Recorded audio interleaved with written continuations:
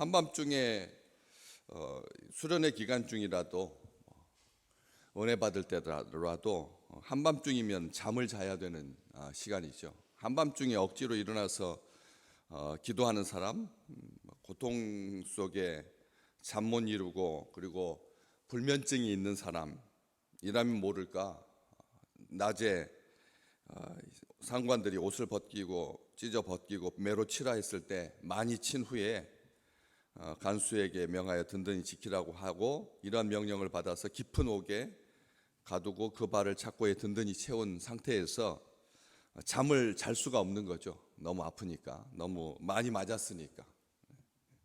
몇 대 맞아도 심리적인 충격이 얼마나 큰지, 우리가 교통사고 당하면 추돌사고인데 그냥 살짝 머리가 흔들렸을 뿐인데 다들 뭐라고 말하나요?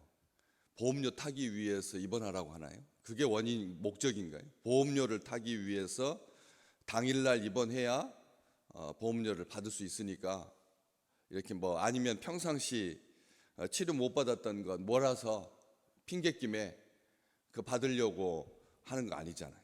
그렇기 때문에 그런데도 사람들이 주변에서 보험회사에서 입원하라고 하니까 입원해가지고 치료를 받다 보면 점점 더 아프다는 거예요.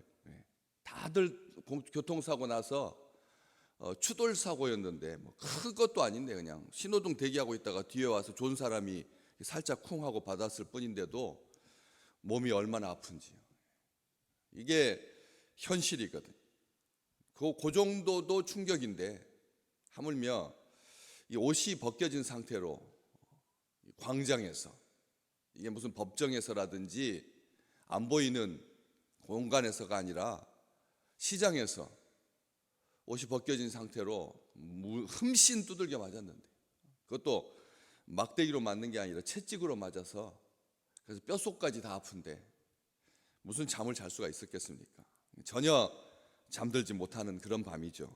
고통스러운 밤이고 슬픈 밤이고, 어떻게 보면 분노의 밤이고, 잠들어 있어야 할 시간에 누울 수 없어서, 왜냐하면 착고에 채워 있으니까, 그 발을 착고에 채웠으니까, 발만 착고에 채웠으니까 뒤로 눕히면 되지, 이렇게 생각할 수 있는 그런 넓은 공간 허락하지 않습니다. 중죄수들한테는 그렇게 누울 수 있는 자리가 그렇게 허락되지 않죠.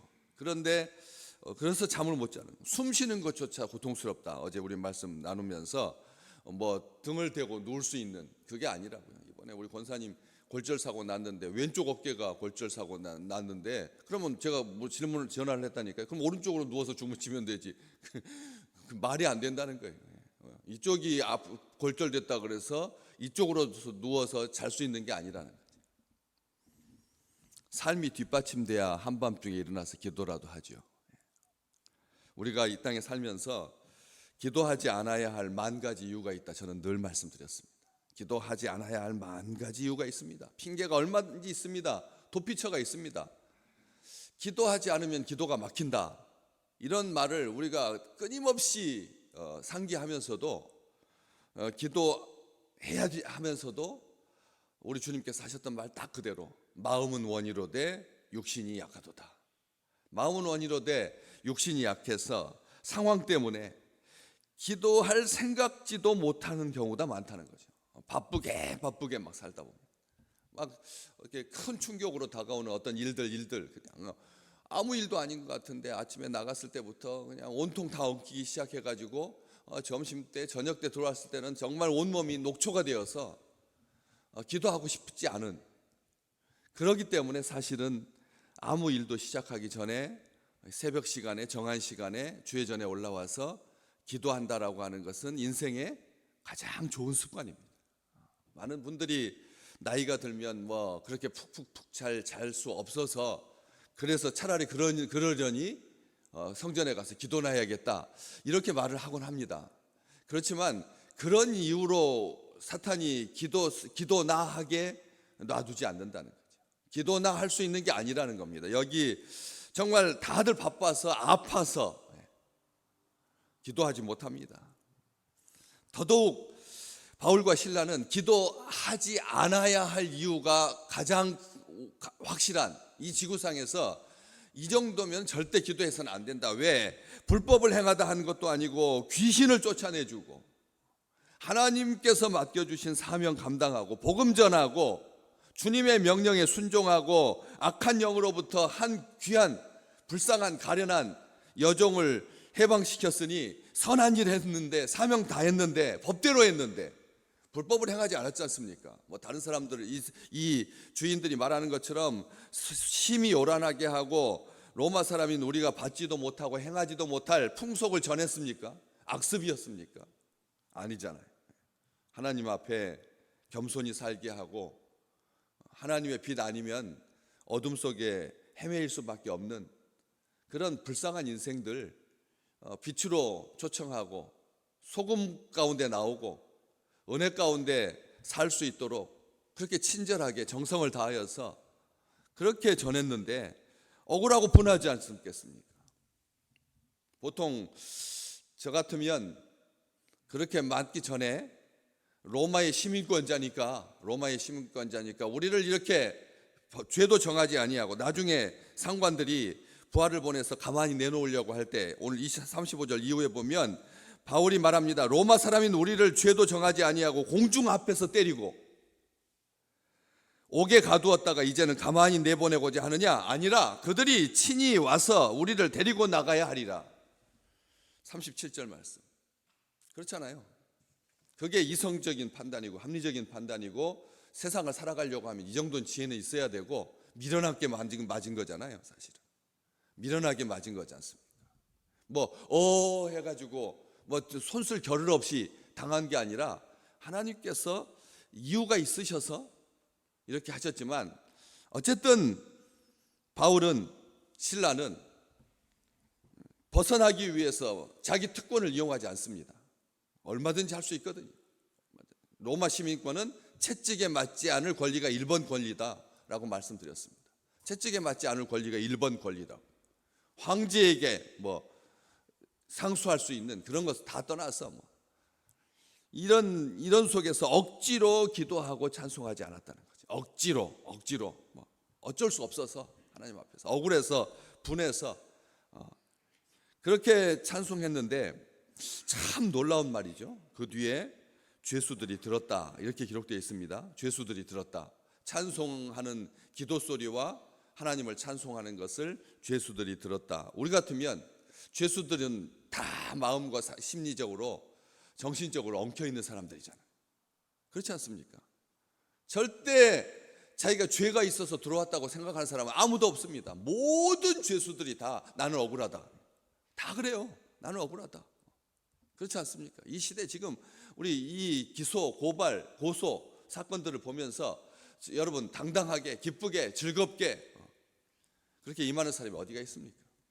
7시간씩 9시간씩 취조를 당하고 하는 과정 속에서 억울하다는 거예요. 내가 대통령하고 연결만 돼 있으면 이런 일 벗어날 수 있을 텐데 하면서 여러 가지 생각이 많습니다. 그럴 때 죄수들이 그 기도하고 하나님을 찬송하는 소리를 들으면서 왜 잠 못 자게 하느냐? 저 같으면 제일 먼저 시끄러워. 지 앞가림도 못하면서 라고 별소리를 다 했을 것 같아요. 네가 지금 죽고 싶으냐? 라든지요. 죄수들 얼마나 거칠게 항의했을 텐데. 잠이나 자라고 말이에요. 이렇게 말했을 텐데 그렇지 아니하고 들었다라고 기록되어 있습니다. 자기 종도 지키지 못하는 하나님 앞에 그렇잖아요. 자기 사람도 책임져 주지 못하는 하나님, 손발이 짧으신 하나님, 말로는 세상보다 크시고 우주를 다스린다고 말씀하시고 크신 하나님이신데 정말 작디 작은 보잘것없는 자기 백성 하나 이렇게 지켜주지 못하고 우리가 쉽게 하나님을 향해서 그렇게 원망하거든요. 하나님 왜 어쩌시려고 왜요? 이런 왜 접니까? 그런 말하기 쉽잖아요. 이러려고 환상 보여주셨습니까? 이러려고 보냈으면 이게 뭡니까? 왜 이러십니까? 따지고 불평하고 원망하고 신경질적이지 아니하고 그의 찬송이, 바울의 찬송이, 신라의 찬송이, 기도가 어땠다는 겁니까? 어떻길래 죄수들이 그렇게 들었다는 것입니까? 우리 헬라어에서, 우리 한국어에서 그냥 죄수들이 들었다, 죄수들에게 들렸다라고 하지 아니하고 죄수들이 듣더라, 이 듣더라 요 말이 어떤 이 들음이냐면 깊은 관심을 가지고 정성을 다해서 경청하다, 이런 뜻입니다. 여러분, 이 귀의 기도 소리가 그 아픔 속에 정말 찬송이 나올까? 나오던 찬송도 멈출 텐데. 죄수들 들었습니다. 시끄럽다고 그만하라고 소리 지르고 협박하고 죽이겠다고 하지 아니하고 조용하고 평안한 가운데 하나님께서 사자의 입술에서, 사자의 그 날카로운 이빨에서 다니엘을 보호하셨던 것처럼 그 평소보다 7배나 뜨겁게 타오르던 그 뜨거운 풀무불 속에 함께 하셨던 인자, 그렇게 함께 해주셨던 것처럼 바울과 신라의 마음속에 참된 평안과 하늘의 소망이, 하늘의 기쁨이 넘쳐 흘렀기 때문에, 그래서 그들의 기도가, 그들의 찬송이 귀에 역겹게 들리지 아니하고 오히려 화를 돋구지 아니하고 깊은 관심을 가지고 감동하고 동참하고 영혼의 깊은 울림이 되었다는 것이죠. 우리가 기도 세게 하시는 분도 많습니다.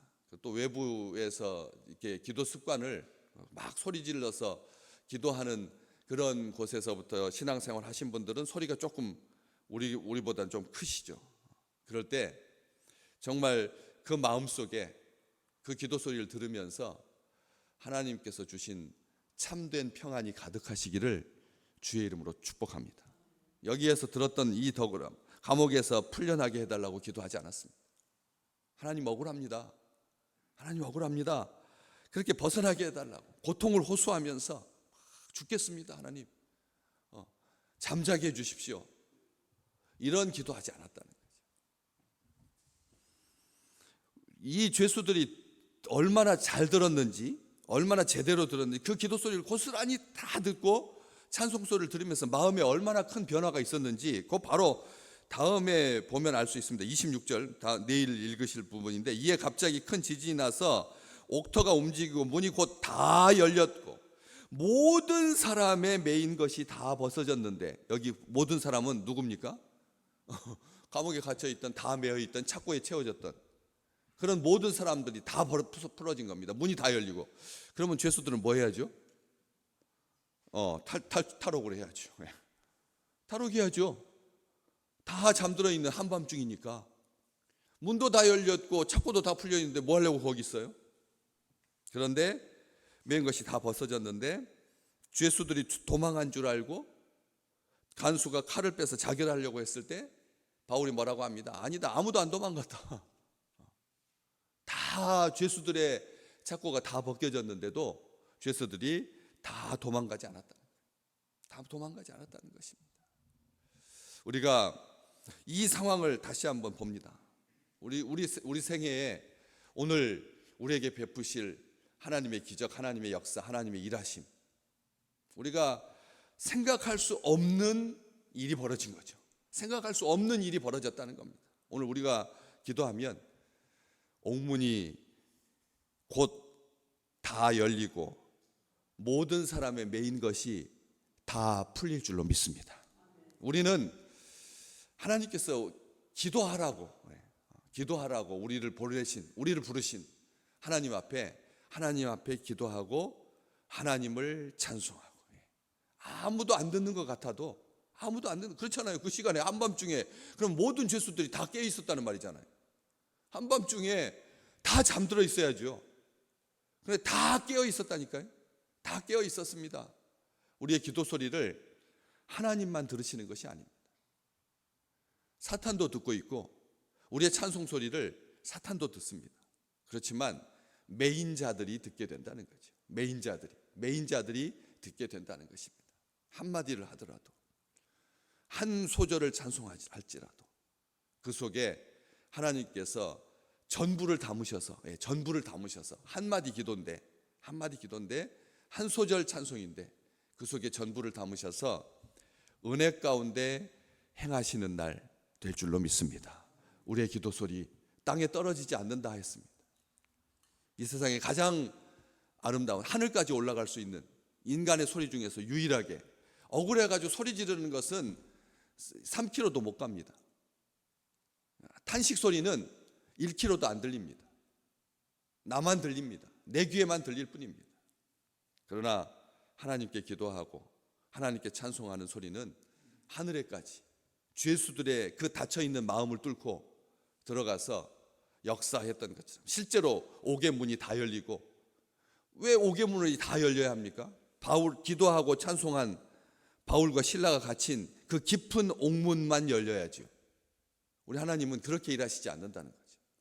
한 사람의 기도를 만인의 기도처럼 들으시고 모든 닫힌 것과 모든 메인 것을 풀어주시는 선하신 신실하신 하나님의 날 되시기를 주의 이름으로 축복합니다.